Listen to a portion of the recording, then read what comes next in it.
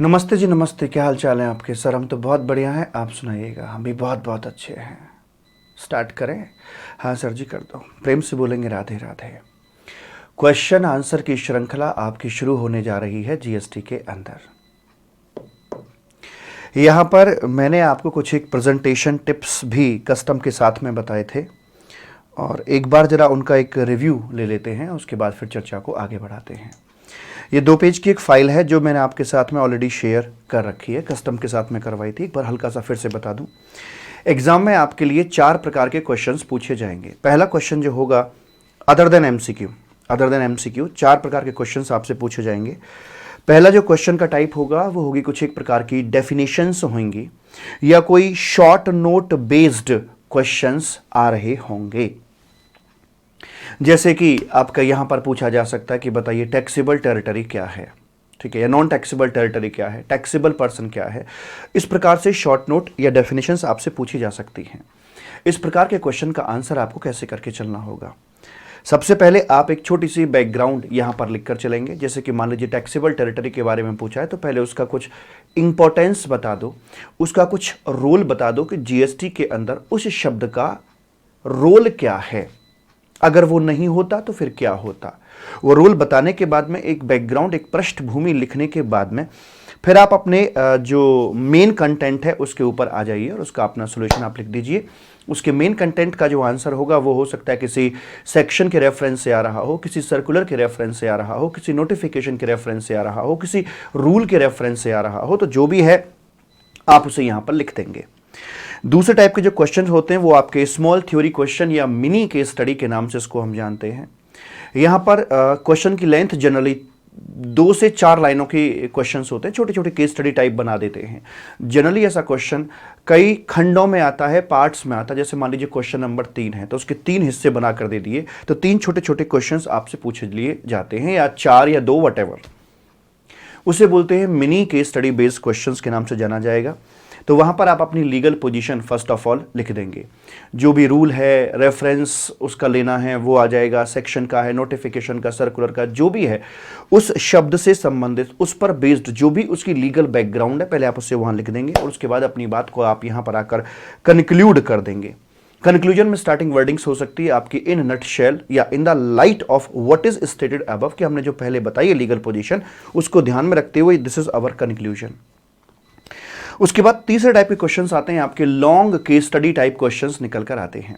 यहां पर एक एलिमेंट आपका और बढ़ जाता है। सबसे पहले आप यहां डाल देते हैं फैक्ट्स एंड इशू, आप यहां पे डाल देते हैं। फैक्ट्स और इशू लिखने के लिए कोई अलग से काम नहीं करना आपने। जो भी आपका क्वेश्चन है, क्वेश्चन काफी बड़ा हो सकता है आपका, 8-10 लाइन का, 1 पेज का, 2 पेज का, यहां पर कोई सीमा नहीं है। ये बड़ा क्वेश्चन आपका हो सकता है, तो फर्स्ट ऑफ ऑल आपने अपना क्वेश्चन समराइज करना है। बेसिकली उसके जो की एलिमेंट्स हैं, की वर्डिंग्स हैं, उनको लिखना है कि exactly what's going on, question क्या है, इशू क्या है, फैक्ट्स क्या है, वो आपको वहां पर अपनी लैंग्वेज में लिखना होता है। ठीक है, मतलब क्वेश्चन की समरी होगी बेसिकली, और कुछ भी नहीं होता। उसके बाद जिस लॉ पर बेस्ड आपका आंसर आएगा उस लॉ को आप डिक्टेट कर दीजिए। ध्यान रहे, लॉ डिक्टेट करते समय आप फैक्ट्स और इश्यू का रेफरेंस नहीं लेंगे, प्योर लॉ डिक्टेट यहां पर आप कर देंगे।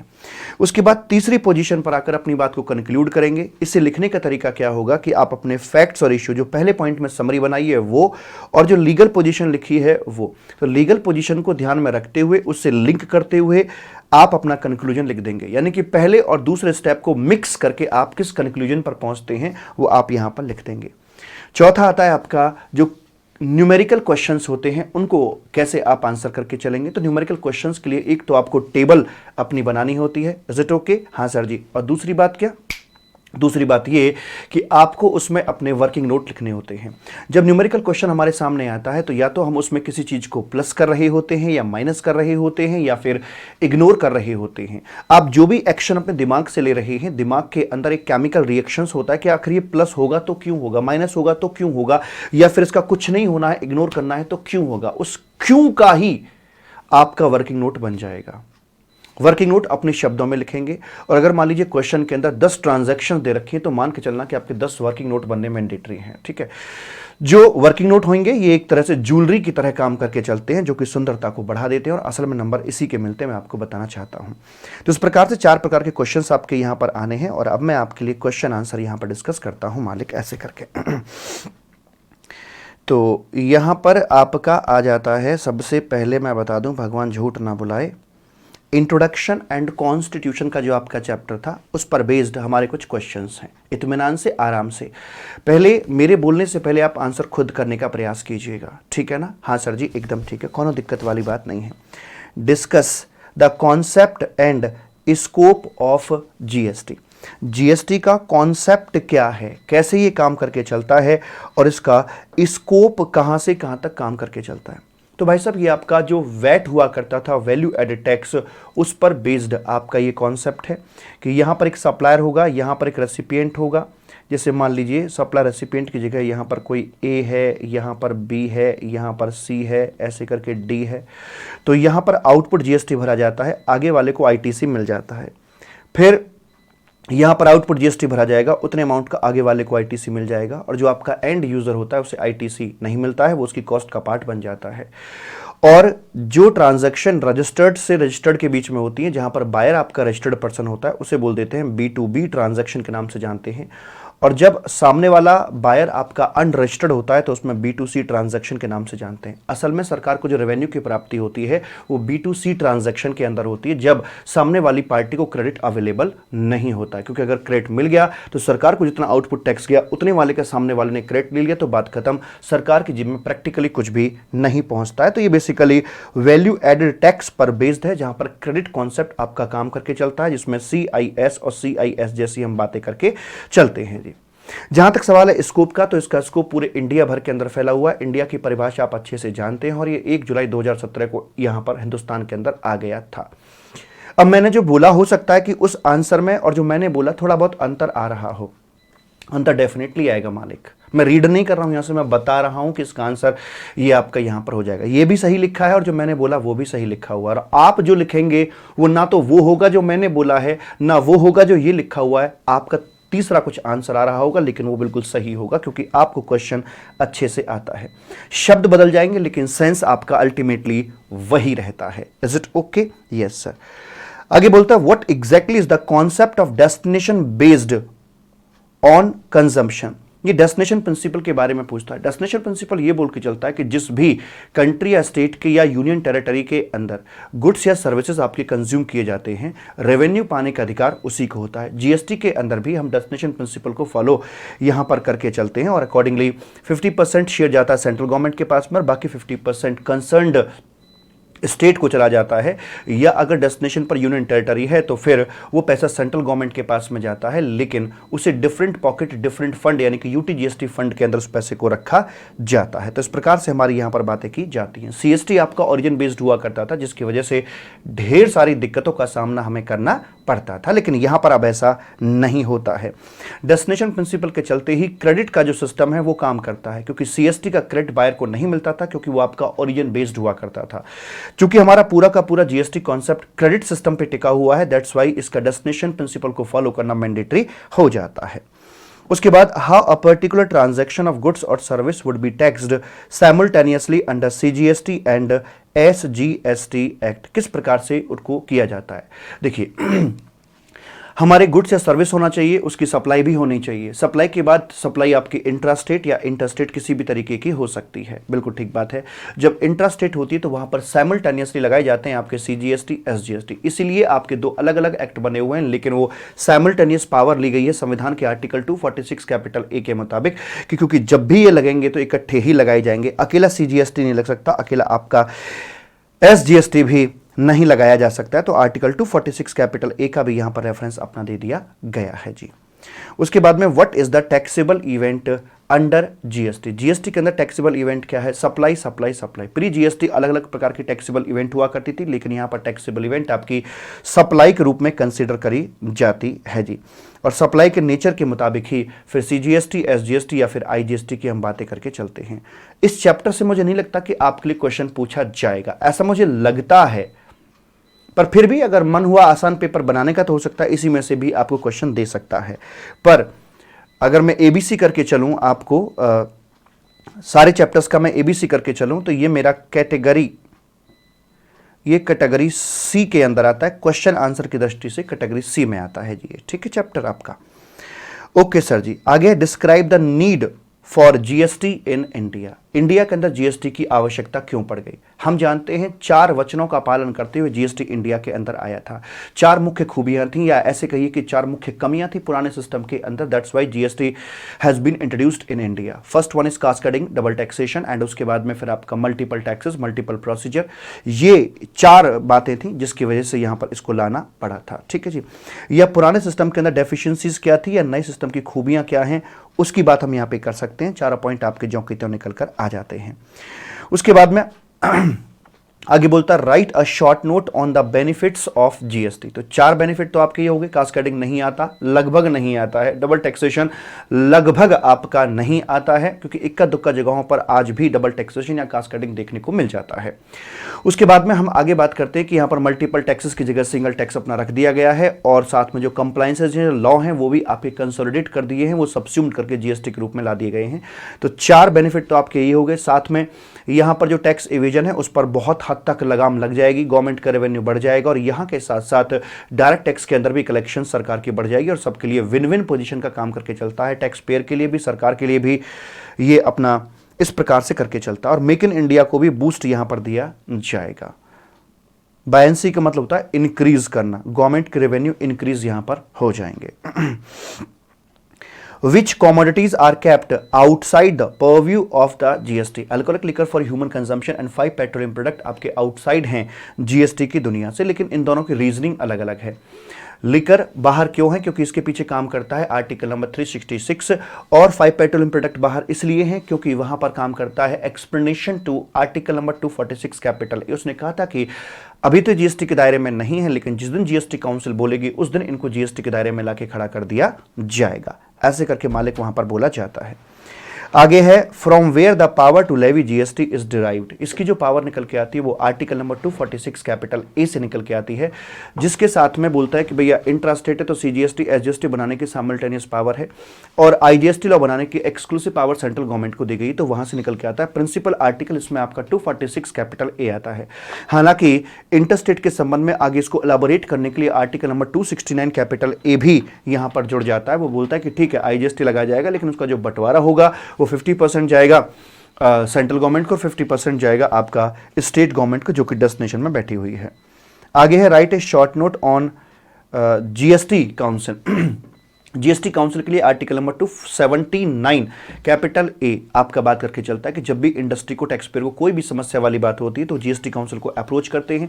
जीएसटी काउंसिल उस पर अपना मत देती है, अपनी जो सुझाव हैं, जो अपनी रिकमेंडेशंस हैं वो आगे देती है, और ये से पास तब कर पाते हैं जब यहाँ पर आकर 75% वेटेड परसेंटेज या उससे ज़्यादा की वोटिंग पावर से वो पास हो जाए, तो उसको रिकमेंड कर दिया जाता है गवर्नमेंट के लिए। गवर्नमेंट फिर नोटिफिकेशन जारी करती है, और नोटिफिकेशन जारी होने के बाद वो एक्ट का पार्ट बनती है, तब वो इफेक्टिवली यहां अप्लाई करवा दिया जाता है।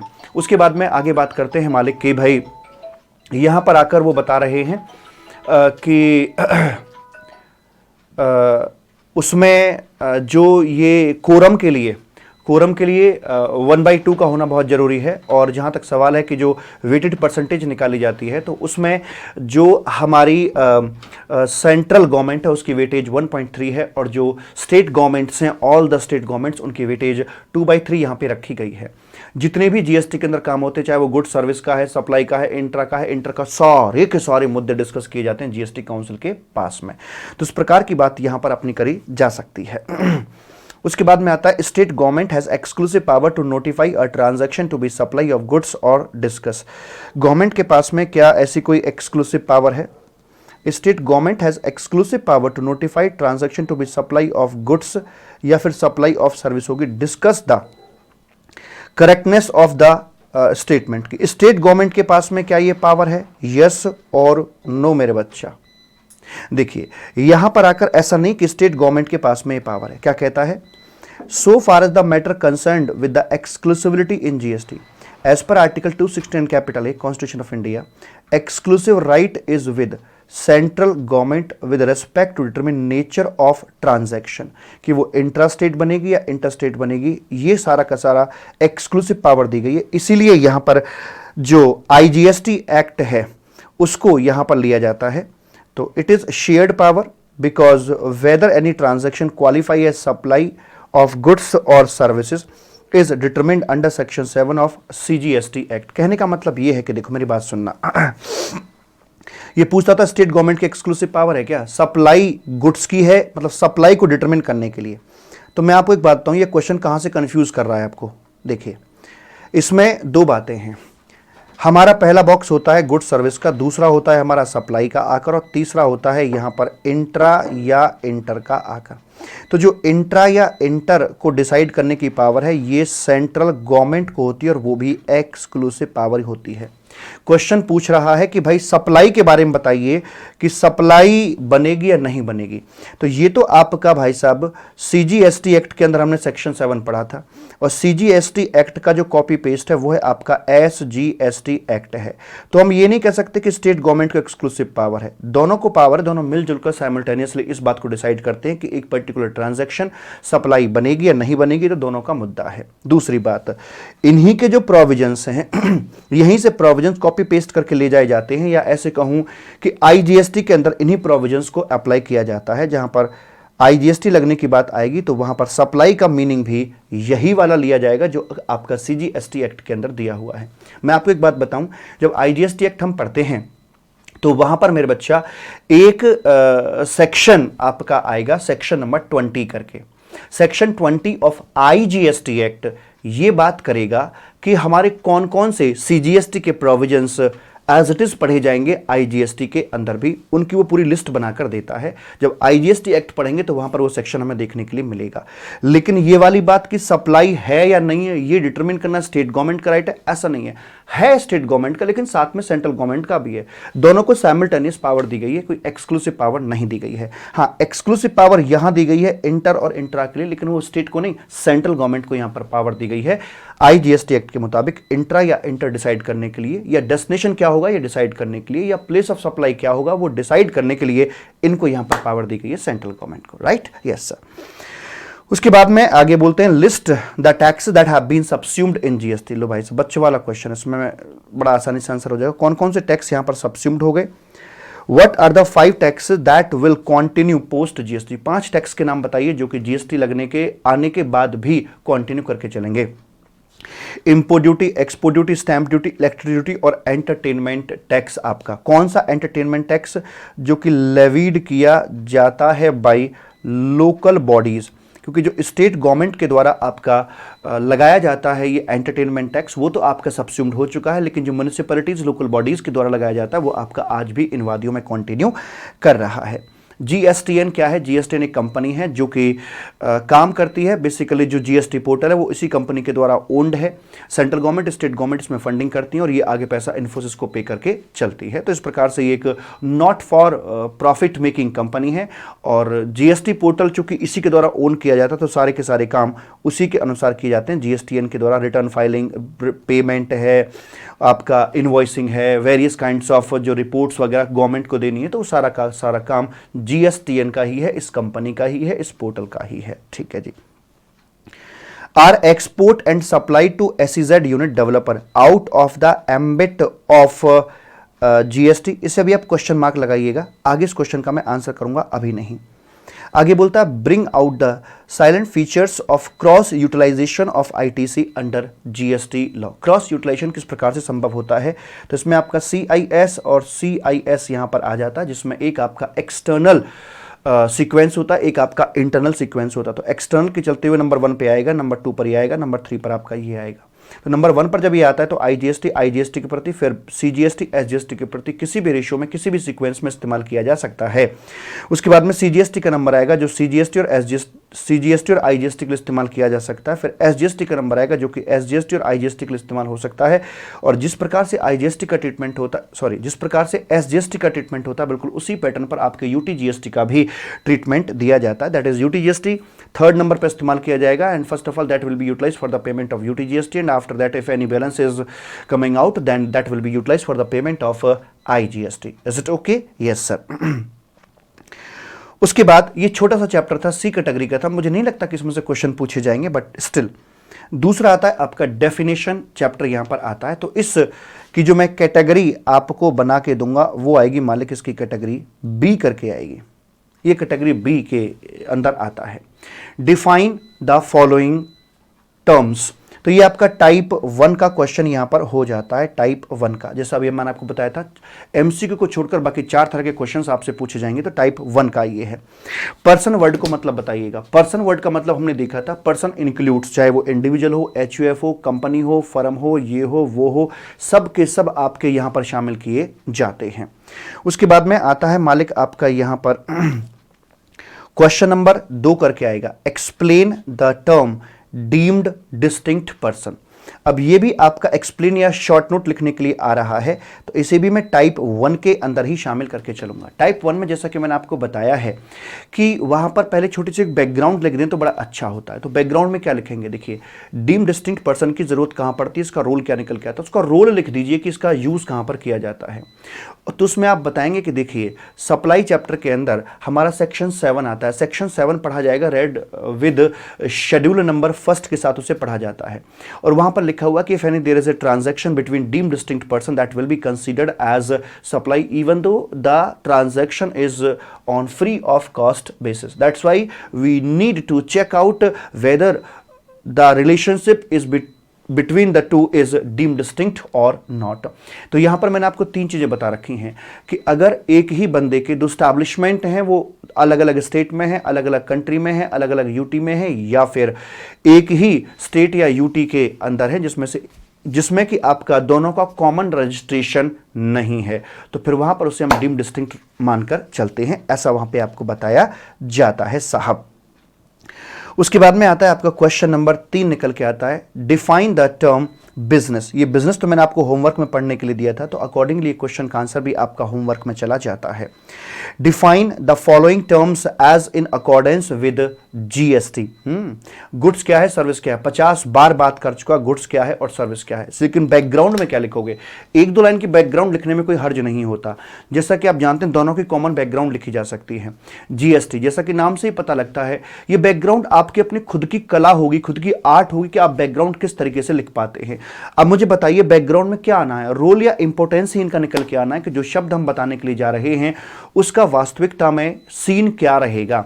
जैसा कि मैं बताऊं मैं क्या लिखूंगा बैकग्राउंड, जैसा कि हम जानते हैं नाम से ही प्रतीत होता है गुड्स एंड सर्विसेज टैक्स, कि भाई GST तभी लगेगा जब कोई गुड्स या सर्विसेज होगा। इसलिए हमें जानना बड़ा जरूरी हो जाता है कि क्या गुड्स है, क्या गुड्स नहीं है, क्या सर्विस है और क्या सर्विस नहीं है। अब मैं इनकी परिभाषा 1 by 1 लिख दूंगा। गुड्स में हमारे 3 एलिमेंट आ जाते हैं कि every kind of movable property जो होगी वो आपकी गुड्स कही जाएगी। और मूवेबल का मतलब होता है which can be moved from one place to another place without any dismantling, without any breakup, without breakup of its constituents components, उसे बोलेंगे मूवेबल। जो बिना किसी जोर जबरदस्ती के, जो बिना अंग भंग किए एक जगह से दूसरी जगह मूव कराई जा सकती हो, उसे हम बोलकर चलेंगे यहां पर मूवेबल। जिसमें आपके जो जमीन से जुड़ी हुई चीजें हैं या कोई इमूवेबल स्ट्रक्चर से अटैच्ड चीजें हैं उनको भी हम यहां पर मूवेबल कैटेगरी के अंदर रख के चलेंगे। साथ में एक्शनेबल क्लेम भी हमारा गुड्स की कैटेगरी में आ जाता है। Service anything other than goods जो होगा वो आपका सर्विस में आएगा। लेकिन मनी सिक्योरिटी ना गुड्स में आएंगे ना सर्विस में आएंगे, लेकिन activities in relation to money and security that will be considered as service if for a consideration. उसके बाद में आगे आ जाइए, define the term works contract. Works contract के अंदर हम बता सकते हैं साहब कि वर्क्स कॉन्ट्रैक्ट जो होता है आपका एज पर सेक्शन नंबर 2 के मुताबिक अगर हम बात करके चले तो वहां पर परिभाषा दी हुई है कि जहां पर आपके गुड्स और सर्विसेज इकट्ठे सिंगल प्राइस पर आ रहे हों और जहां पर आपकी रिजल्टेंट प्रॉपर्टी इमूवेबल प्रॉपर्टी में बन रही हो, चाहे वो सड़क बनाने का ठेका हो, चाहे पाइपलाइन बिछाने का ठेका हो, चाहे बिल्डिंग बनाने का ठेका हो, तो उनको वर्क्स कॉन्ट्रैक्ट के अंदर हम कवर करके चलते हैं। एंड मोर ओवर एज पर शेड्यूल 2 अंडर सेक्शन 7 के साथ जो शेड्यूल 2 पढ़ा जाता है, वर्क्स कॉन्ट्रैक्ट एक प्रकार की सर्विस के अंदर क्लासिफाई किया जाता है, अकॉर्डिंगली इस पे जीएसटी लगाया जाता है। तो ये छोटा सा चैप्टर था आपका। अब आता है आपका मालिक, यहां पर सप्लाई का डिस्कशन हमारा निकल कर आता है। क्या बोलता है इसके अंदर? कई सारे क्वेश्चंस हैं, आई थिंक 40+ इसमें क्वेश्चंस आपके आते हैं। और जहां तक सवाल है इसकी कैटेगरी का, तो ये आता है मालिक आपका कैटेगरी ए। कैटेगरी ए में हम इसको कवर करके चलते हैं, ठीक है? Yes sir. बोलता है क्या? Meaning of supply. मैंने हेडिंग भी बना दी है क्योंकि इसमें बहुत सारे कॉन्सेप्ट्स आपके आते हैं, तो हेडिंग वाइज मैंने क्वेश्चंस आपके दिए हैं। डिफाइन कीजिए supply in the context of GST act. ये किस टाइप का क्वेश्चन है सर? टाइप 1 का है। तो पहले छोटी सी बैकग्राउंड लिख सकते हैं। हाँ जी, देखिए, supply is the backbone for levying of GST. पुराने समय के अंदर अलग अलग टैक्सेबल इवेंट हुआ करती थी, लेकिन आज सारी की सारी अदर देन मैन्युफैक्चरिंग सबस्यूम्ड होकर सप्लाई बन गई हैं, और इसके बिना जीएसटी की कल्पना भी नहीं की जा सकती है। अब बताना शुरू करो what is supply. As per section number 7 read with all the 3 schedules, schedule 1, 2, 3, supply का मीनिंग यहां पर ये लिया जाएगा, जिसमें आप बता देंगे कि भाई देखिए, अच्छा, इसमें इस टाइप का जो क्वेश्चन आएगा उसमें निर्भर करता है कि आपका क्वेश्चन कितने मार्क्स का दिया हुआ है, 2 नंबर का, 4 नंबर का, 5 नंबर का, कितने नंबर का है, क्योंकि आपके आंसर की लेंथ अकॉर्डिंगली ही बनाई जाएगी। क्योंकि आप लिखने को इसमें 6 पेज की थ्योरी आप इसमें आसानी से लिख सकते हो, तो अपने क्वेश्चन के आंसर की लेंथ अकॉर्डिंगली रख के चलिएगा।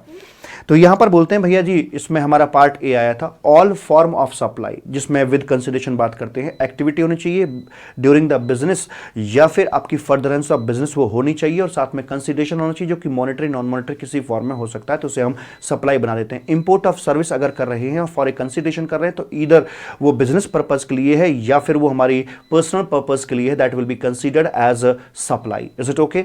एंड उसके बाद में बात करता है मालिक यहां पर आकर के, there are 4 types of activity that will be considered as supply even though they are providing free of cost. First one is related party transaction and including deemed distinct persons transactions that will be considered as supply. और दूसरा था permanent transfer of business asset where you have availed ITC there on.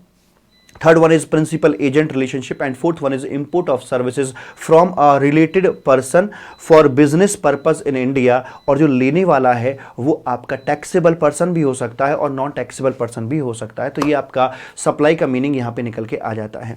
फिर अगर आपका question का answer ज्यादा लिखना है तो फिर आप क्लैरिफिकेशन जो शेड्यूल 2 के अंदर आपके दी हुई थी उनको बता सकते हो कि ये आपके सर्विस माने जाएंगे, ये आपके यहाँ पर गुड्स माने जाएंगे। उसके बाद और अगर क्वेश्चन बड़ा लिखना है, आपको आंसर बड़ा लिखना है इसके अंदर, तो आप बताएंगे कि इनको सप्लाई नहीं माना जाएगा। New magic of WG liquor वाले ये सप्लाई आपकी नहीं बनाई जाएंगी। ऐसे करके बात आप लिख सकते हो। बैकग्राउंड में एक और बात डाल सकते हो, if any transaction is not a supply that no GST can be levied at all. यही है बैकबोन, इसके अलावा कुछ भी नहीं है जी।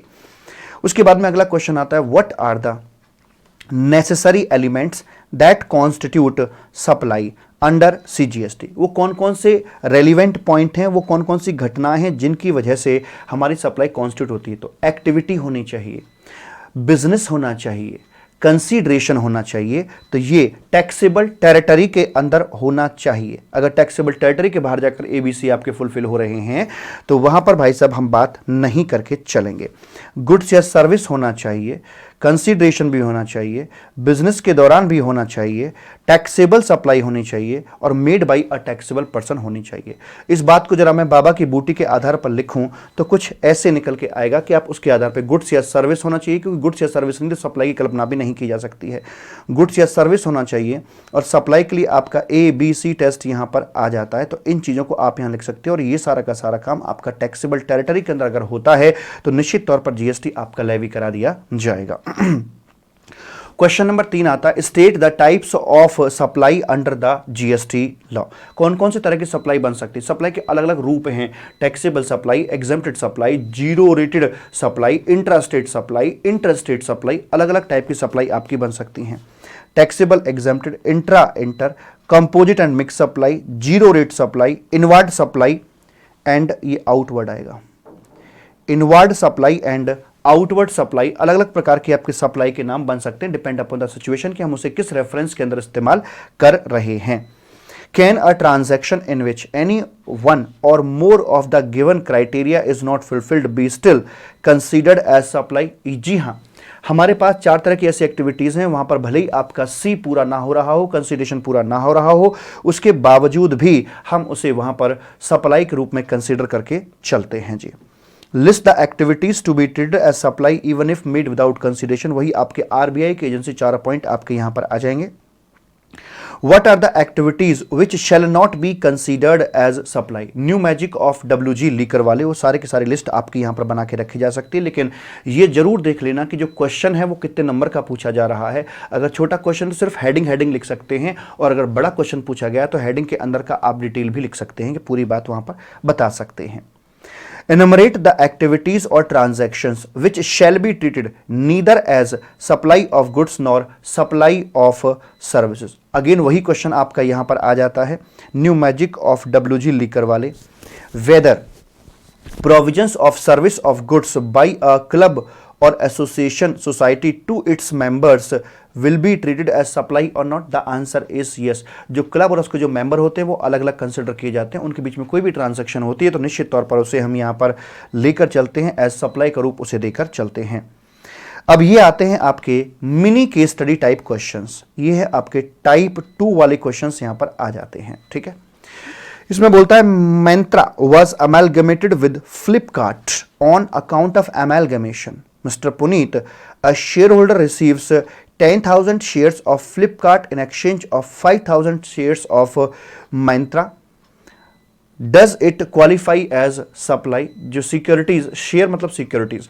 अब यहां पर आप क्या लिख के चलेंगे, इसका आंसर कैसे लिखेंगे, क्या ये सप्लाई बनेगी या नहीं बनेगी? तो इस प्रकार के क्वेश्चन के लिए सबसे पहले आपको लीगल पोजीशन लिखनी होती है। तो सबसे पहले बताइए, देखिए ये जो क्वेश्चन का आंसर बेस्ड है वो सबसे पहले डेफिनेशन आएगी यहां पर आपकी सिक्योरिटीज की। देखिए सिक्योरिटीज की डेफिनेशन में आपके share, debenture stock etcetera all are covered, so share will be considered as security. पहली बात तो आपकी ये आएगी लीगल पोजीशन के अंदर। दूसरी बात आपकी यहां पर ये निकल के आएगी कि as per the definition of goods and services money and security neither can be considered as goods or services. So out from gate number 1, gate weight वहां एग्जाम के अंदर मत लिखिएगा। So it cannot be levied to GST if there is no goods or services, तो यहां पर GST आपका नहीं लगाया जाएगा।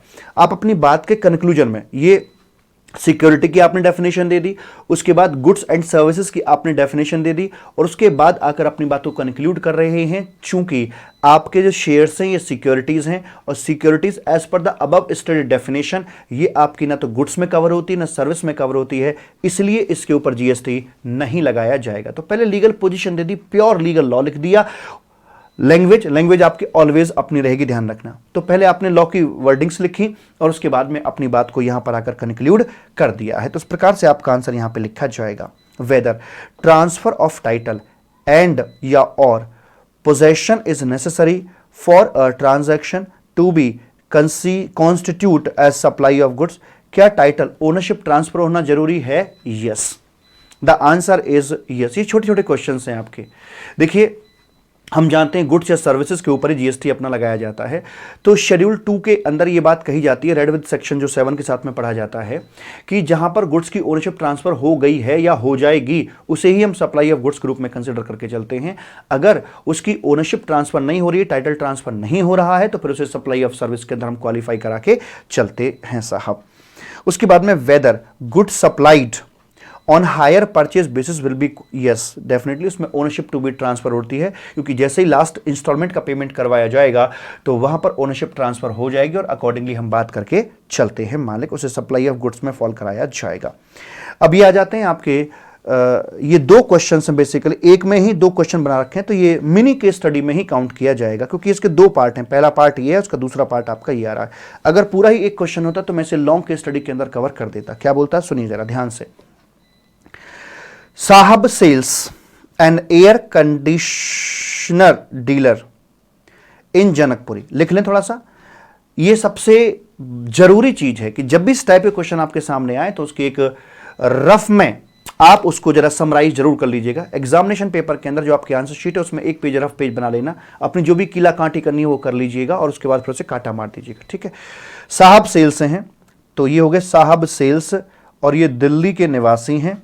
एयर कंडीशनर में ये डील करते हैं, एसीज में डील करते हैं मालिक, और needs 4 air conditioners for newly constituted house in Safdarjung enclave, ये दिल्ली में ही है।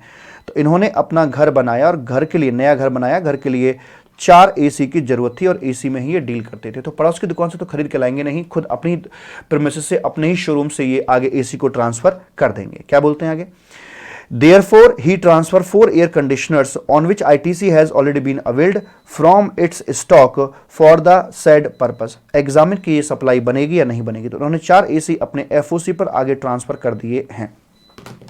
सबसे पहले ये जो केस आपके लिए छोटा सा बना के दिया गया, इसके पीछे की लीगल बैकग्राउंड आपको लिखनी होगी। जब लीगल बैकग्राउंड लिखेंगे तो आप इस केस का डिस्कशन नहीं करेंगे। समरी से आपको पता लग गया कि इसका लॉ कहां छिपा हुआ है, कहां से ये क्वेश्चन बनाया गया है, तो उसको आप लिखना पड़ेगा। तो यहां पे लिखेंगे as per section number 7 of CGST act read with schedule number 1, if permanent transfer of any business asset and ITC has already been availed thereon, that will be constituted as supply even though it is on fee FOC basis, यानी free of cost basis ही क्यों ना हो। ये आपने legal content वहां पर डाल दिया है, ठीक है। उसके बाद आप अपनी बात को कंक्लूड करेंगे, since in the given case Sahab sales transfers 4 air conditioner which is a business asset transferred to his home for personal purposes on FOC basis, it's a permanent transfer of business assets. Hence, in the light of what is stated above, it will be termed as supply and liable to GST हो जाएगा। अगर आपको और लिखने का मन हो तो आप उसको में ये भी डाल सकते हैं, so far as the matter concerned to the valuation, because there is no transaction value is available, so the value shall be determined as per the valuation rules on the basis of open market value। तो ऐसे करके भी बात अपनी बढ़ा सकते हैं। आगे क्या बोलते हैं सुनिए जरा। Further, Janakpuri resident Akash approach करते हैं साहब सेल्स को। He sold an air conditioners to Sahab sales. Sahab sales को आकाश ने, जो कि एक जनकपुरी के रेजिडेंट थे, उन्होंने, दिल्ली के ही एक रेजिडेंट है, नाम है इनका आकाश करके है, रेजिडेंट, ठीक है जी। He sold an air conditioner to Sahab sales for ₹5,000। Akash had brought the said AC 6 months before for his personal use। ये 6 महीने पहले यहां से बाजार से खरीद के लाए थे, पर्सनल पर्पस के लिए इस्तेमाल कर रहे थे, और इन्होंने does sale of air condition by Akash to Sahab sales amount to supply under section 7। क्या ये घटना जो 5,000 में इन्होंने अपना एसी बेच दिया जिसे पर्सनल पर्पस के लेकर आ रहे थे, क्या ये घटना सप्लाई बनेगी या नहीं बनेगी? तो यहां पर आप अपना आंसर कैसे लिख के चलेंगे? देखिए, जो यहां तक सवाल है एसी का, लिंकेज पैटर्न पे भी आप अपना आंसर लिख सकते हैं। जहां तक सवाल है एसी का, तो it will be qualify the definition of goods so far as the matter concern to the supply. तो यहां पर आपका लॉ क्या बोलता था? Permanent transfer of business asset on which ITC has already been availed that would be constitute as supply even though वो आपकी FOC ही क्यों ना हो। लेकिन यहां पर FOC नहीं, यहां तो विद कंसीडरेशन है। तो चेक करेंगे यहां पर ABC सप्लाई बनने के लिए ABC टेस्ट हमें फुलफिल करना होता है।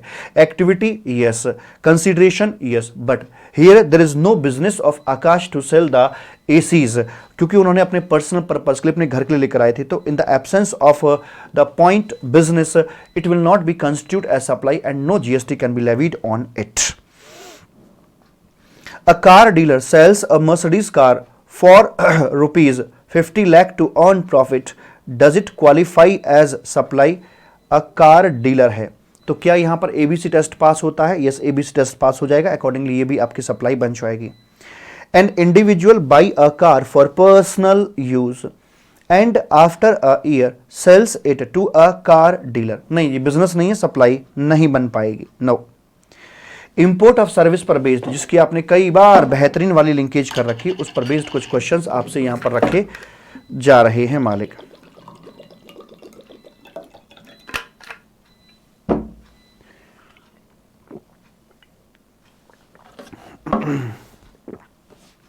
कहता है क्या? मिस्टर राजेश सुराना, ये मुझे लॉन्ग केस स्टडी, ये टाइप 3 का क्वेश्चन अपना आ जाता है मालिक। अभी तो छोटे छोटे क्वेश्चन चल रहे थे पिछले आधा पौना घंटे से, स्मॉल स्मॉल, अगर मैं ना भी कराता तब भी आप उनके आंसर कर सकते थे। बड़े बड़े क्वेश्चंस कराने में मजा आता है। ये ठीक ठाक क्वेश्चन है, टाइप 3 का है। 3 हेडिंग आएंगे, पहले क्वेश्चन की समरी बना दीजिए, उसके बाद इसकी लीगल पोजीशन, उसके बाद आप अपना कंक्लूजन लिख के चलेंगे। क्या बोलता है? Mister Rajesh Surana has a proprietor firm in the name of Surana and sons in Jaipur. Jaipur के राजस्थान में राजेश जी का अपना बिजनेस है और इनकी एक प्रोप्राइटरशिप फर्म है। ठीक है जी। The firm registered under GST in the state of Rajasthan, manufactures taxable product. ठीक है जी, ये टैक्सेबल प्रोडक्ट मैन्युफैक्चर करती है, गुड्स मैन्युफैक्चरिंग करके चलती है जो कि आपके टैक्सेबल भी हैं। ठीक है जी। The firm also provides taxable consultancy services. अच्छा, ये सर्विस में भी आपके डील करके चलते हैं, कंसल्टेंसी सर्विसेज देते हैं। Mr Rajesh Surana provided the consultancy services to his brother Mr Akhilesh Surana located in USA. इन्होंने अपने भाई जो यूएसए में हैं उनको एक सर्विस यहां पर दे दी है जी। ठीक है। अच्छा जी। विदाउट एनी कंसिडरेशन, और ये आपने एफओसी यहां पर दी थी। ठीक है। The product manufactured by Mr Akhilesh are similar to ones manufactured by Rajesh Surana. दोनों भाई एक जैसे प्रोडक्ट में डील करते हैं, वो एक अमेरिका में और एक इंडिया के राजस्थान में है। Mr Surana charges 3 lakh for providing similar consultancy services to other independent customer located in India. इसका जो ओपन मार्केट वैल्यू था वो था जी यहां पर 3 लाख रुपीस का यहां पर आ रहा था।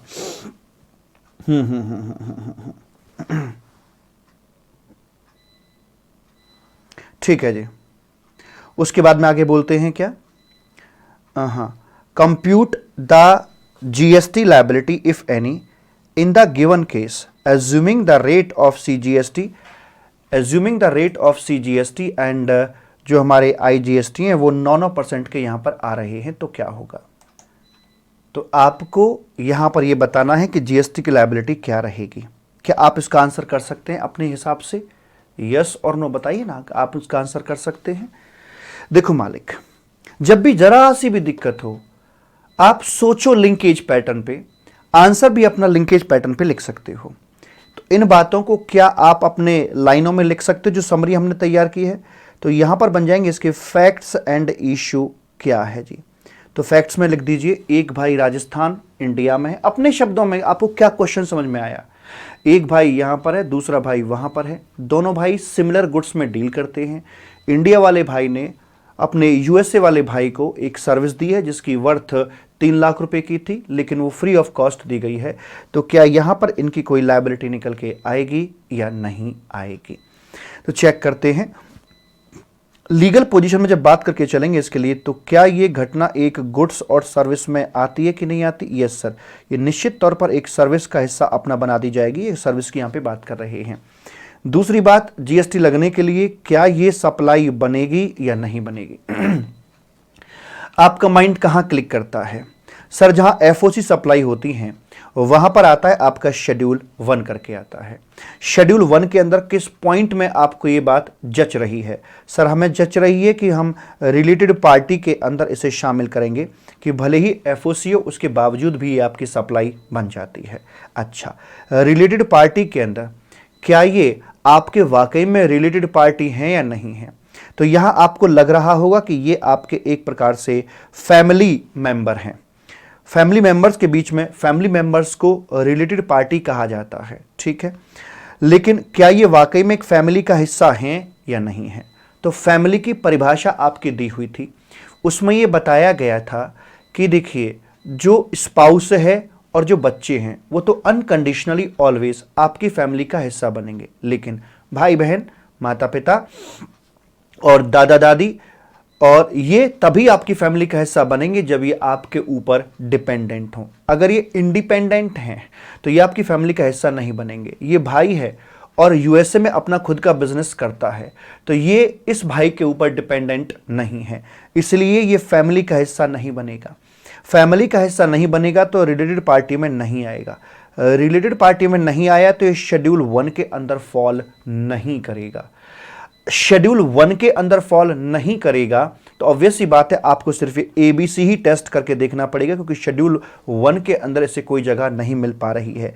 ABC के अंदर चूंकि कंसीडरेशन नहीं है, FOC है, इस कारण से ये घटना आपकी सप्लाई नहीं बनेगी और इस पर आपका GST नहीं लगाया जाएगा। Yes sir. उसके बाद में आगे आता है क्वेश्चन नंबर 16 करके, जहां बोलते हैं examine whether the activity of import of service in the following independent cases would amount to supply under section 7। क्या ये घटना सप्लाई बनेगी या नहीं बनेगी? तो ये होते हैं आपके mini case study based questions में आ जाते हैं, यानी कि टाइप 2 के यहां पर आ जाते हैं। क्या बोलता है?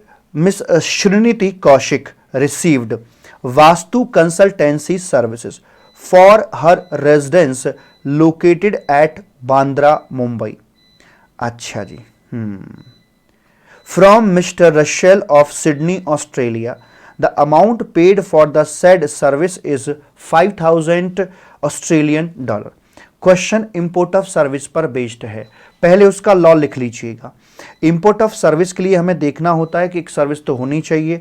अगर ये आपकी विद कंसीडरेशन आ रही है, तो चाहे आपकी बिजनेस पर्पस के लिए हो, चाहे पर्सनल पर्पस के लिए हो, फिर तो ऑलवेज आपकी ये सप्लाई यहां पर आकर बन जाती। लेकिन अगर ये FOC है तो आपको देखना पड़ेगा कि ये रिलेटेड पार्टी से आ रही हो, बिजनेस पर्पस के लिए ले रहे हो, लेने वाला कोई भी हो, टैक्सेबल नॉन टैक्सेबल फर्क नहीं पड़ता है, तो फिर इसको हम सप्लाई बनाकर चलते हैं। तो अगर आप यहां फॉल करते हैं तो सप्लाई बनेगी, अदरवाइज नहीं बनेगी। लॉ आपका इस प्रकार से आ जाएगा। उसके बाद में टेस्ट करते हैं। इन्होंने वास्तु कंसल्टेंसी की सर्विस ली है और विद कंसीडरेशन ली है, ठीक है, और पर्सनल पर्पस के लिए ली है।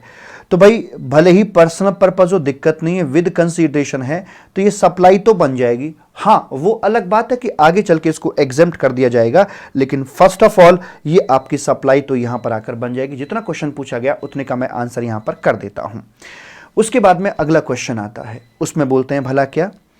Srinidhi Kaushik received vastu consultancy services residence के लिए है फ्रॉम हर सन, बेटे से, Mr Varun residing in Sydney Australia. Further Shrinidhi did not pay any consideration. इस बार FOC की बात कर रहे हैं, तो FOC है। क्या बेटा रिलेटेड में आएगा? यस, अनकंडीशनली जो बच्चे होते हैं वो रिलेटेड पार्टी में आते हैं। लेकिन क्या इन्होंने ये बिजनेस पर्पस के लिए ली है? जी नहीं, रेजिडेंशियल पर्पस के लिए ली थी, इसलिए ये आपकी यहां पर सप्लाई नहीं बनेगी, will not be treated as a supply. Next point, Shrinidhi Kaushik received vastu consultancy services for her business premises located at Bandra Mumbai from her son, ठीक है, mister Varun residing in Sydney Australia. Further miss Shrinidhi did not pay any consideration for the said service. इस बार अंतर ये आया है कि इन्होंने बिजनेस पर्पस के लिए उसको लिया है, तो ये FOC है, रिलेटेड पार्टी से है, बिजनेस के लिए, तो इस बार ये आपकी यहां पर सप्लाई बना दी जाएगी। Is it okay? Yes sir. और आगे चल के रिवर्स चार्ज में इसके ऊपर GST भी भरना पड़ जाएगा, ठीक है जी। उसके बाद आगे बोलते हैं discuss the taxability of import of services under GST। ये मैं कई बार आपको लिंकेज करा चुका हूं, तो पूरी लिंकेज का अपना यहां पे लिख सकते हैं कि विद कंसीडरेशन है तो ये होगा, विदाउट कंसीडरेशन है तो इस प्रकार से यहां पे रखवाया जाएगा जी। 18वें क्वेश्चन के अंदर बोलता है will import of services without consideration be taxable under GST। Will import of services without consideration be taxable under GST? Yes sir. अगर विदाउट कंसीडरेशन है तो उसमें पैरामीटर जो अभी मैंने आपको बताए थे वो फुलफिल आपके होने चाहिए, तभी वो आपकी यहां पर सप्लाई बन सकती है और तभी वहां पर GST की बातें भी हो सकती हैं। Santosh an unregistered person plans to pursue his higher education in Canada. He receives career consultancy services from Mr. Prakash, a Canada-based consultant, for rupees 10 lakh. Does it qualify as supply? देखिए, जहां तक supply का सवाल है तो अगर with consideration है तो पर्पस की ऐसी की तैसी, चाहे वो बिजनेस पर्पस हो चाहे वो पर्सनल पर्पस हो, वो ऑलवेज आपका यहां पर आकर सप्लाई बनाया जाता है मालिक। हाँ, वो अलग बात है कि आगे चल के वो एग्जेम्प्ट हो जाएगा, लेकिन फिलहाल वो आपका यहां सप्लाई बना दिया जाएगा। आगे है Jackie Shroff constructions limited, a registered taxable person है साहिब, ठीक है जी।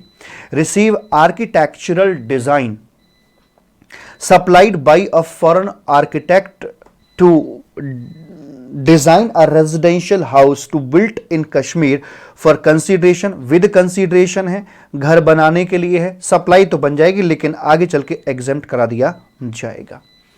क्वेश्चन नंबर 21 बोलता है क्या, Krishna limited provides patency services without charge to Rama, FOC दे रहे हैं रामा लिमिटेड को, in which Krishna limited has controlled right. अगर कंट्रोलिंग राइट है तो निश्चित तौर पर रिलेटेड पार्टी ट्रांजैक्शन में वो आ जाता है। सेड, और तो भले ही आपने विदाउट चार्ज दिया हो उसके बावजूद भी related party transaction schedule 1 section 7 में फॉल करेगा और इसे यहां पर सप्लाई बना दिया जाएगा। Question number 22, employer provides bus service, meal coupon, telephone at residence, gives vehicle for official and personal use, uniform and shoes to his employ, explain implication of the GST. क्या इसके ऊपर जीएसटी आएगा या नहीं आएगा? ये चीजें दी जा रही हैं इस बंदे को। हम जानते हैं एम्प्लॉय को अगर कोई गिफ्ट दिया जाता है तो वहां 50,000 तक की अगर वैल्यू है तो उसे सप्लाई नहीं मानते हैं पर एम्प्लॉय पर फाइनेंशियल ईयर, लेकिन अगर उससे ज्यादा है तो सप्लाई बनेगी और पूरा का पूरा अमाउंट आपका जीएसटी के दायरे में आ जाएगा। Coop, a cooperative gifts Diwali gift to employ worth ₹5 lakh. जी मालिक, सप्लाई बन जाएगी, जीएसटी लग जाएगा। लेकिन अगर ये कीमत 40,000 होती तो फिर सप्लाई ना बनती और कोई जीएसटी की बात यहां पर नहीं करी जाती। ABC associates received management consultancy services from its head office located in Malaysia, ठीक है जी। अच्छा, इन्होंने इंपोर्ट सर्विस की है। Head office has rendered such services free of cost to its branch office. ये डीम डिस्टिंक्ट पर्सन में fall कर जाएगा, भले ही एफओसी क्यों ना हो, उसके बावजूद भी इसे हम यहां पर सप्लाई बनाकर चलेंगे और रिवर्स चार्ज में रेसिपिएंट को जीएसटी अपना भरना पड़ जाएगा। Bajrang Bali limited having head office in Mumbai Maharashtra supplied goods worth ₹20 lakh to its branch office in Rajasthan. Stock transfer है, निश्चित तौर पर सप्लाई बना दिया जाएगा। उसके बाद में आगे बोलते हैं, modest limited registered in Delhi dealing in supply of electronic items transferred some of its stock to its unit located in Haryana. Yes, supply बन जाएगी। छोटे छोटे क्वेश्चंस हैं। Examine whether the following activities would amount to supply under section 7। क्या supply बनेंगे या नहीं बनेंगे, आया हुआ क्वेश्चन है आपके एग्जाम में। Selecta manufacturers have a factory in Delhi and a depot in Mumbai. Both these establishments are registered in respective state. दो अलग अलग स्टेट में है, डीम डिस्टिंक्ट बन जाएंगे। Finished goods are sent from factory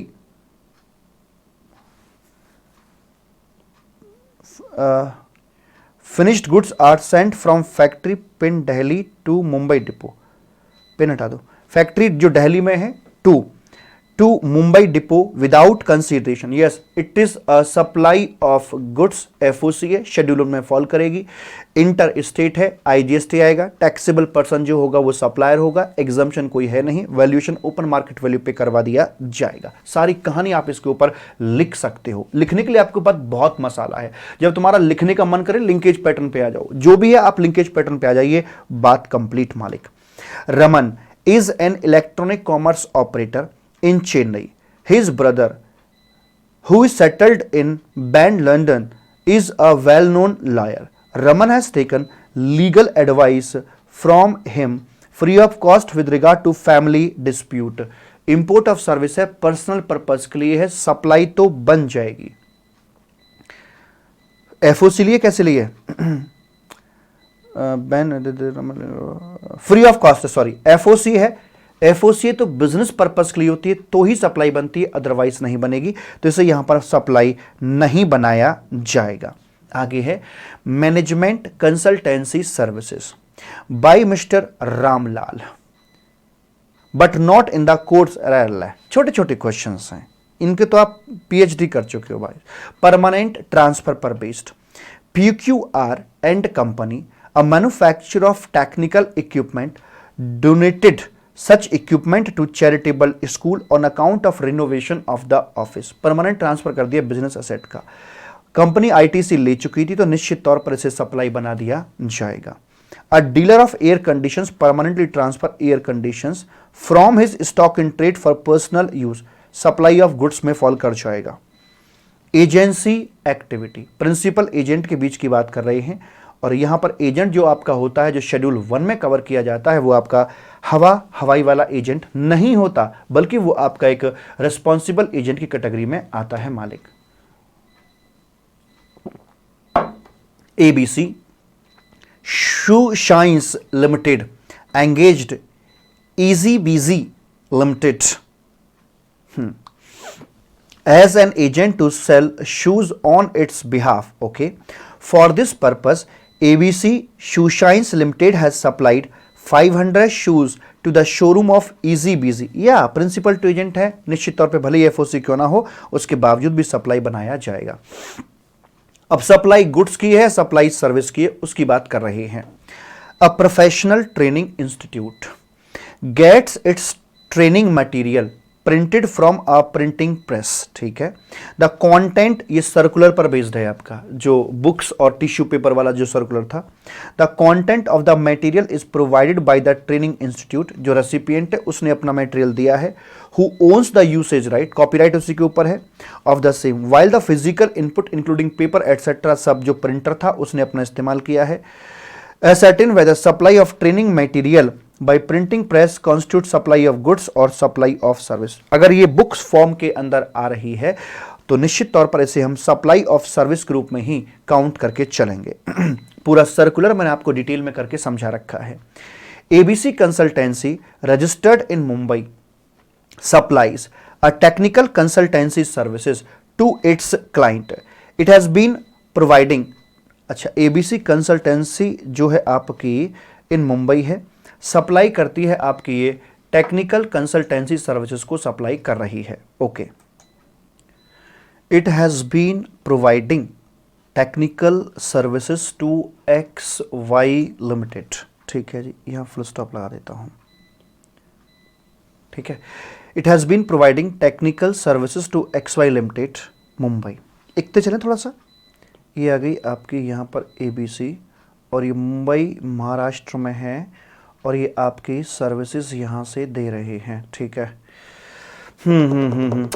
technical consultancy services to X Y को ही दे रहे हैं ये, और वो भी महाराष्ट्र में ही है.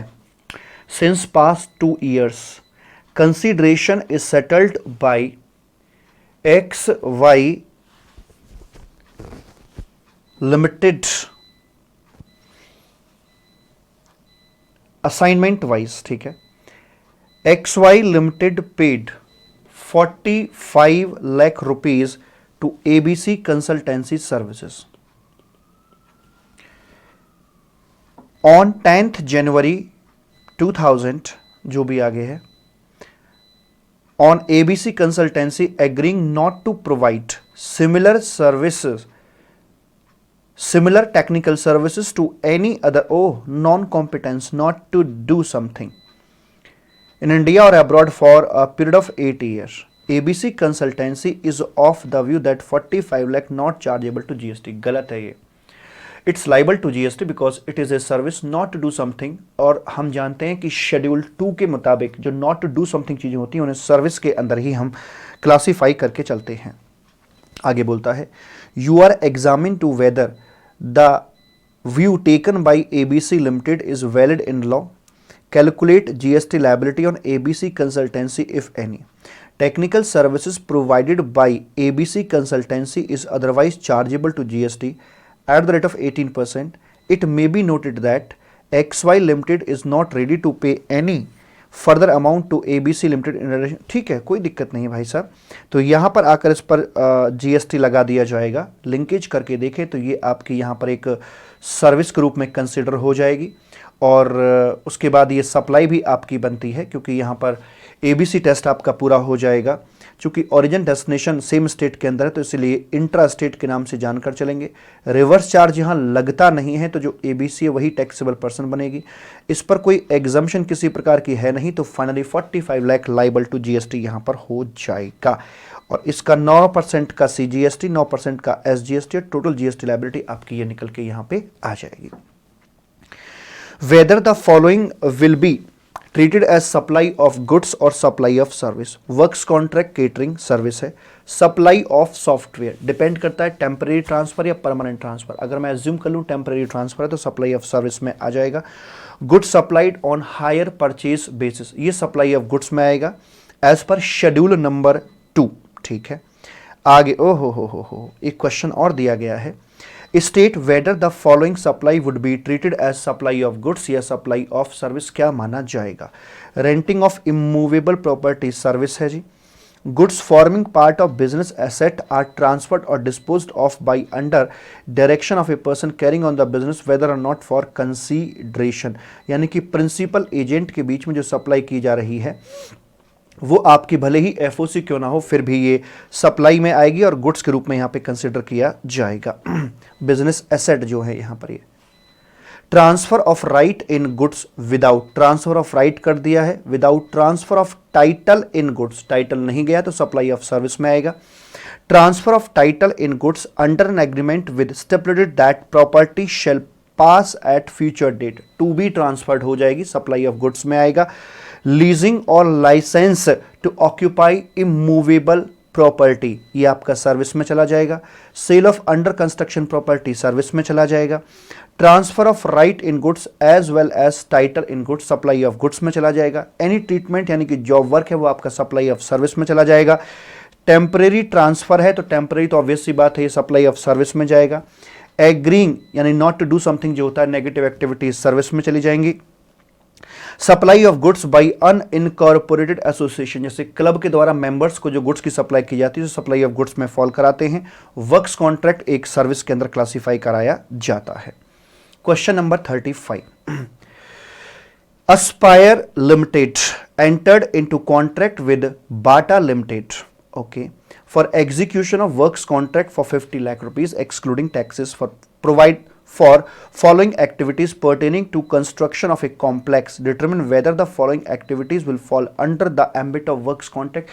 ये works contract बनेगा या नहीं बनेगा, परिभाषा जानते हैं। सिंगल वैल्यू पर गुड्स और सर्विसेज आपके दिए जा रहे हों एंड जो रिजल्टेंट प्रॉपर्टी वो आपकी इमूवेबल होती है तो उसे यहां पर हम मानकर चलते हैं वर्क्स कॉन्ट्रैक्ट। इरेक्शन है, इंस्टॉलेशन है, structural design to complex which involved material also, ये आपका वर्क्स कॉन्ट्रैक्ट बन जाएगा।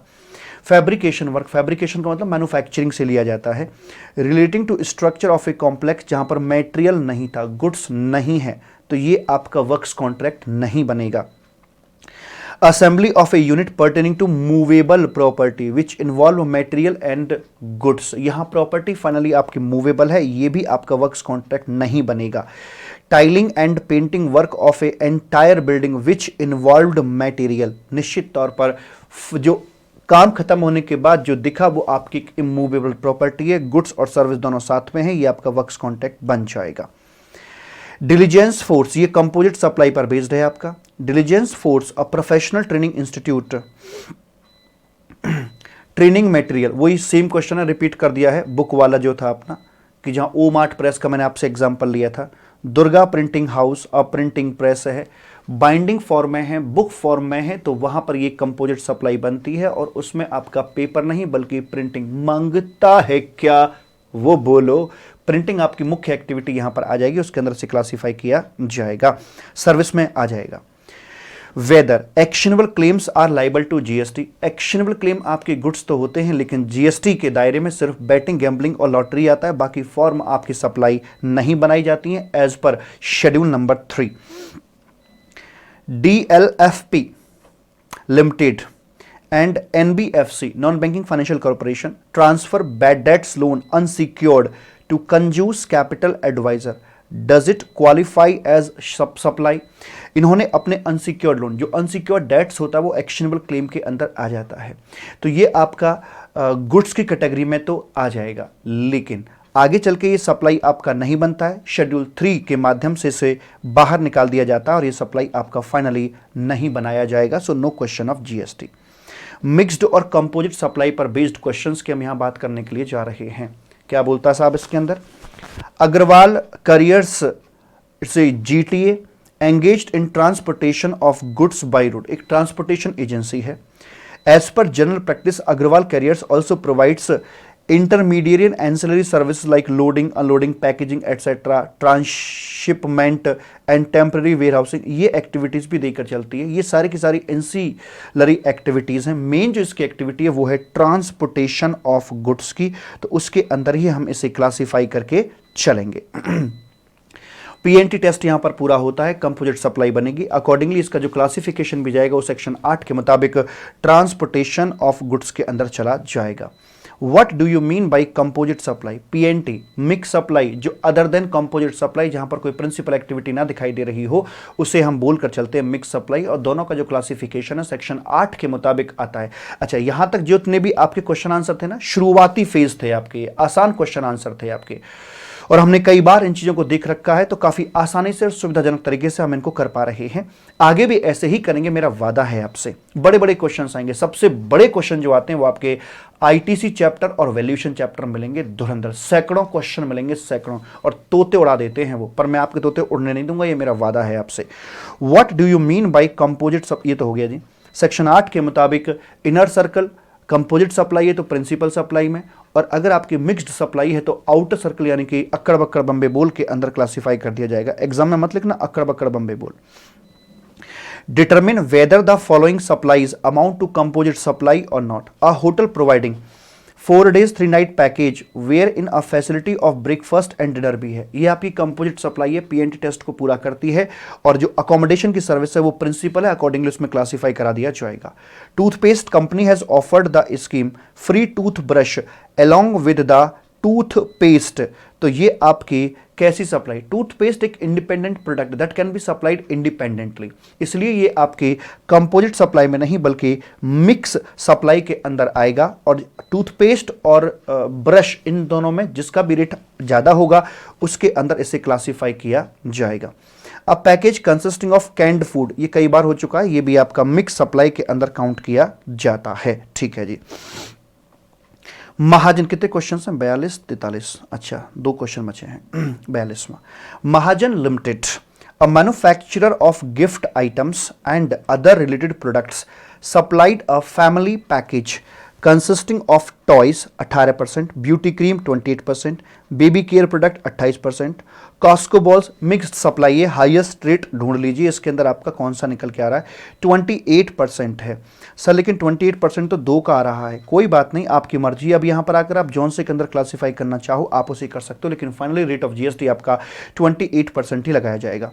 द प्राइस पर पैकेज 1000 का था, 25 packages are supply to the company, तो 25,000 मल्टीप्लाइड बाई 1000 अपना उस पर 28% निकाल दिया जाएगा। अगर मैं निकाल के चलूँ तो ये 1000 के मेरे पर पैकेज प्राइस था, 25,000 पैकेजेस थे, टोटल प्राइस ये बनता है 28% से ये जीएसटी लायबिलिटी उसके ऊपर निकल कर आ जाती है। Mister Zombie a supplier registered in Hyderabad Telangana procures goods from China. अच्छा जी, जोम्बी लिमिटेड जो हैदराबाद, लिख लूँ जरा, जहाँ भी थोड़ी टेक्निकलिटी लगे आप लिख लीजिए।